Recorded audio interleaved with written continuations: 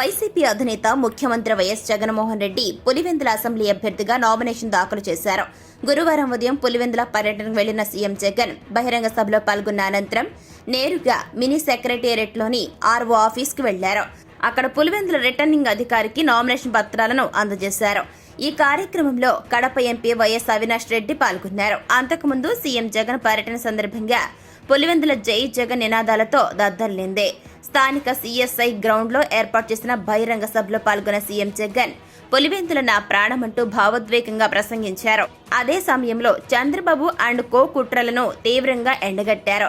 వైఎస్ఆర్ కుటుంబ సభ్యులుగా చెప్పుకుంటూ రాజకీయం చేస్తున్న కడప కాంగ్రెస్ ఎంపీ అభ్యర్థి షర్మిల, ఆమెకు మద్దతుగా నిలిచిన వివేక కూతురు సునీతలపై సీఎం జగన్ తీవ్ర స్థాయిలో ధ్వజమెత్తారు. తన చిన్నాన్న వివేకను చంపిన వాళ్లెవరో ప్రజలకు తెలుసని, అవినాష్ రెడ్డి జీవితాన్ని నాశనం చేయాలని చెప్పుకుంటూ రాజకీయం చేస్తున్న కడప కాంగ్రెస్ ఎంపీ అభ్యర్థి షర్మిల, ఆమెకు మద్దతుగా నిలిచిన వివేక కూతురు సునీతలపై సీఎం జగన్ తీవ్ర స్థాయిలో ధ్వజమెత్తారు. తన చిన్నాన్న వివేకను చంపిన వాళ్లెవరో ప్రజలకు తెలుసన్నారు.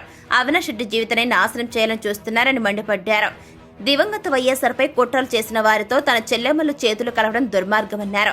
ప్రజలు ఈ చెడిపోయిన రాజకీయాన్ని గమనిస్తున్నారని చెప్పుకొచ్చారు. ఆయన కష్టకాలంలోనూ పులివెందుల తనకు అండగా నిలిచిందని, నియోజకవర్గానికి మెడికల్ కాలేజీ కలను త్వరలోనే సాకారం చేస్తానని ఆయన అన్నారు. అనంతరం అక్కడి నుంచి వెళ్లి నామినేషన్ వేశారు సీఎం జగన్.